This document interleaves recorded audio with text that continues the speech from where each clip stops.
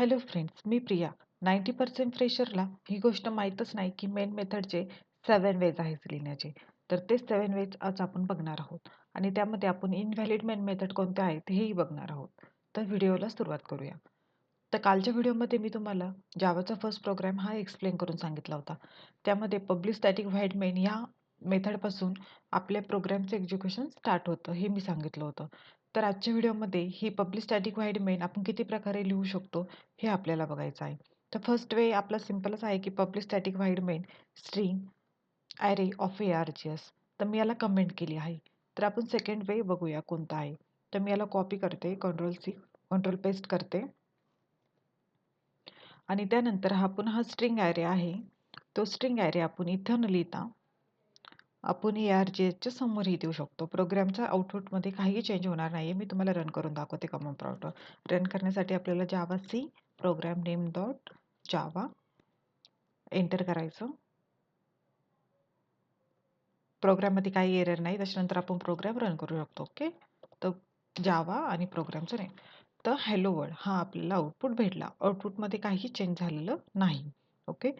Third one ही आहे की आपण हा ॲरे हा ARGSच्या समोरही देऊ शकतो.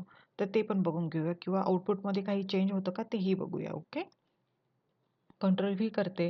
हा ॲरे इथे न देता ARGSच्या समोर देत आहे. ओके. आणि याला कंट्रोल सॉरी अल्टर टॅप करून मी CMDवर आले आहे आणि तिथे परत जावा सी करत आहे आणि जावा डेमो कंपाईल करून परत रन करत आहे. तर प्रोग्रामचं आउटपुट सेमच येत आहे, काही चेंज झालेला नाही.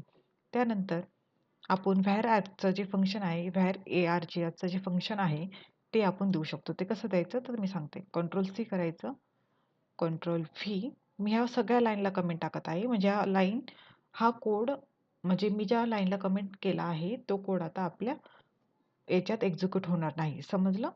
तर त्याच्यानंतर आपल्याला व्हायर ॲपचं जे फंक्शन बघायचं आहे त्याच्यामध्ये हे ॲरे काढून इथं स्ट्रिंगच्या पुढे 1, 2 आणि 3 डॉट द्यायचे आहे.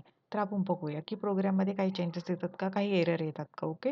तर प्रोग्राम पहिला कंपाईल करायचं, त्यानंतर प्रोग्राम रन करायचा.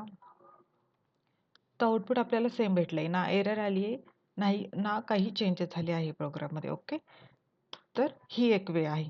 त्यानंतर आपण पब्लिक स्टॅटिक ऐवजी स्टॅटिक पब्लिक पण करू शकतो. ओके.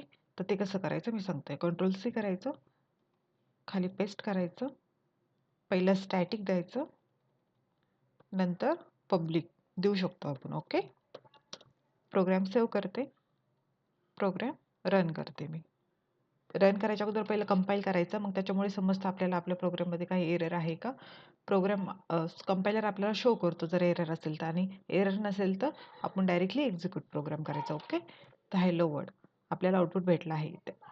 म्हणजे आपली ही पब्लिकची पोझिशन आपण चेंज केली तरी आपल्याला काही एरर आलेलं नाही. त्यानंतर आपण मेन मेथडला फायनल बनवू शकतो. ओके. जर मेथड फायनल बनवली तर ती ओव्हरराईड होत नाही, हे लक्षात ठेवा. तो पॉईंट पुढे येणारच आहे, पण मी आता सध्या पॉईंट पुरतं तुम्हाला तेवढं एक्सप्लेनेशन सांगितलं आहे. ओके. तर मी आता प्रोग्राम रन करत आहे. ओके. कंपाईल केला, काही एरर आली नाही. आता मी रन करते. आउटपुट आपल्याला काय भेटले, सेमच भेटले. ओके. त्यानंतर अजून एक गोष्ट आहे की तुम्ही पब्लिक स्टॅटिक नंतर फायनल लावू शकता. ओके. तर हा फायनल इथं न देता पब्लिक स्टॅटिक नंतरही तुम्ही फायनल देऊ शकता. ओके. ते कसं द्यायचं मी सांगते. पेस्ट करायचं, पब्लिक स्टॅटिक इथे फायनल तुम्ही देऊ शकता. ओके. त्याच्यानंतर मी रन करते. इंटरव्ह्यूमध्ये हा क्वेश्चन ॲक्च्युअली विचारला जातो, त्यामुळे ॲक्च्युअली फ्रेशरला माहीत असतं की एकाच वेने आपण मेन मेथड लिहू शकतो, पण असं नाही आहे. त्याच्या 7 वेज आहेत, आपण त्या 7 वेजनी मेथड लिहू शकतो. तर इंटरव्ह्यूमध्ये जास्त करून हा क्वेश्चन विचारला जातो की जे व्हॅरॅक्सचं जे फंक्शन आहे, म्हणजे हे 3 डॉटचं, तर ही व्हॅलिड मेथड आहे का नाही मेनची, हे विचारलं जातं. त्याचा आन्सर यस आहे, हे लक्षात ठेवा. ओके. त्यानंतर काही इनव्हॅलिड मेथड्स आहेत त्याही मी सांगणार आहे. ओके. मी कमेंटमध्ये इनव्हॅलिड लिहिते इथे. ओके. तुम्हाला जर स्क्रीनशॉट घ्यायचं असलं तर तुम्ही घेऊ शकता. तर इनव्हॅलिड मेथड कोणची आहे की तुम्ही ॲब्स्ट्रॅक्ट मेथड बनवू शकत नाही आहे. म्हणजे मेन मेथडला तुम्ही ॲब्स्ट्रॅक्ट बनवू शकत नाही. जर तुम्ही ऑलरेडी काही स्टडी केलं असेल जावाविषयी तर तुम्हाला माहीत असेल की ॲब्स्ट्रॅक्ट मेथड म्हणजे काय, की ज्या मेथडला बॉडी नसते. त्या मेथडला आपण काय केलं बोललं जातं ॲब्स्ट्रॅक्ट मेल बोललं जातं. बॉडी म्हणजे काय? जे हे कर्ली बेसमध्ये आपण देत आहे, हा कोड याला बॉडी म्हटलं जातं. तर जर ह्या मेथडला आपण ॲब्स्ट्रॅक्ट बनवलं मीन्स इथंच त्याला क्लोज केलं, तर त्याची बॉडी असते का? नाही. तर ही इनव्हॅलिड मेथड आहे.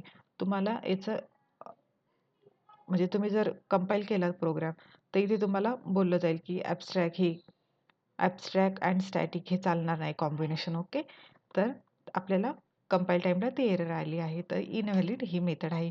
दुसरी गोष्ट म्हणजे की तुम्ही स्टॅटिक काढू शकत नाही आहे.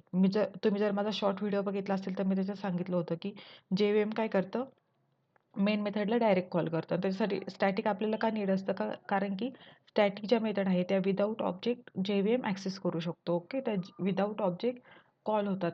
तर एक प्रोग्रामचं एक्झिक्युशन मेनपासून स्टार्ट होतं. सो काय होतं की जेव्हीएम डायरेक्टला मेनला कॉल करतो. ऑब्जेक्टची गरज नाही. तुम्ही हे स्टॅटिक काढू शकत नाही. तुम्हाला जर ट्राय करायचं असेल तर मी तुम्हाला आज सांगू शकते. सॉरी हां. पहिलं कंपाईल करायचा प्रोग्राम कधी पण आणि नंतर प्रोग्राम रन करायचा. ओके. तर इथे डायरेक्टली सांगितलं की main method is not a static. म्हणजे मेन मेथड त्याला ॲक्सेसच झाली नाही. ती स्टॅटिकच नाही आहे. त्याचा ऑब्जेक्टच बनला नाही आहे. ओके. तर ती मेथड तिथं ॲक्सेस होणार नाही. ओके. तर ह्याप्रमाणे काही फंक्शन होते. ओके. अजून काही पॉईंट आहे जसं की आपण मेन मेथडचं हे पब्लिक काढू शकत नाही आहे. ओके. आपण फक्त ह्याप्रमाणे अशी मेथड लिहू शकत नाही आहे. ती का मी सांगते. ओके. फक्त तुम्ही असं स्टॅटिक करू शकत नाही आहे. ही पब्लिक का ठेवायची? पब्लिक म्हणजे ॲक्सेस एनीवेअर. ओके. म्हणजे तुम्ही काय बोलू शकतो पॅकेजच्या बाहेर पण ॲक्सेस होऊ शकते ती वगैरे. त्याच्यामुळे जर तुम्ही प्रायव्हेट किंवा डिफॉल्ट असं काही बनवलं असेल तर त्याला की डिफॉल्ट फक्त पॅकेजमध्येच ॲक्सेस होईल. प्रायव्हेट म्हणजे फक्त तेवढ्या क्लासमध्येच ॲक्सेस होईल. तसंच जर आपण इथं पब्लिक लिहिलं, पब्लिक म्हणजे ती सगळीकडे ॲक्सेस होते. त्यामुळे मेन मेथडला कधी पण पब्लिक बनवायचं असतं. तर ही पण एरर आपल्याला कंपाईलर थ्रो करेल जर आपण सेव्ह केलं आणि इथं परत जावासी केलं, कंपाईल केली प्रोग्राम आणि रन करायला गेलो आपण, तर ते सांगू शकतं की इथे मेन मेथड ही आपली काय पब्लिकच नाही आहे, तर तुम्ही म्हणजे तिला ॲक्सेस वगैरे कसं करताय. ओके. त्याप्रमाणे इथे तुम्हाला एरर येऊन जाणार आहे. आणि त्याच्यानंतर एक अजून गोष्ट आहे की तुम्ही हा व्हाईड रिटर्न टाईप आहे, तो स्टॅटिकच्या अगोदर टाकायचा नाही. रिटर्न टाईप कधी पण मेथड नेमच्या अगोदरच द्यायचा, हे लक्षात ठेवा. रिटर्न टाईप कधी पण मेथडच्या अगोदरच द्यायचा असतो. तर हा वाईड इथं न टाकता तुम्ही इथं टाकू शकत नाही. लक्षात ठेवा. हे चालणार नाही. हा कधी पण मेनच्या अगोदरच द्यायचा असतो. ओके. तर हे सगळे पॉईंट्स आहे लक्षात ठेवा. ह्या सगळ्या व्हॅलिड मेथड आहे. ह्या 7 टाईप आहे. हे सगळे व्हॅलिड आहे. याप्रमाणे तुम्ही मेथड्स लिहू शकता मेन. आणि ह्या 3-4 मी ज्या सांगितल्या आहे सगळे इनव्हॅलिड आहे. तुम्ही याप्रमाणे मेन मेथडला बनवू शकत नाही. तर इंटरव्ह्यूमध्ये हा क्वेश्चन तुम्हाला विचारला जाऊ शकतो. त्यामुळे तुम्ही प्रॅक्टिस करा. तुम्हाला काही डाऊट्स असतील तर कमेंटमध्ये विचारा आणि माझ्या चॅनलला सबस्क्राईब करायला विसरू नका. मी व्हिडिओ नक्कीच शेवटपर्यंत नेण्याचा प्रयत्न करणार आहे. Thank you so much. Bye bye.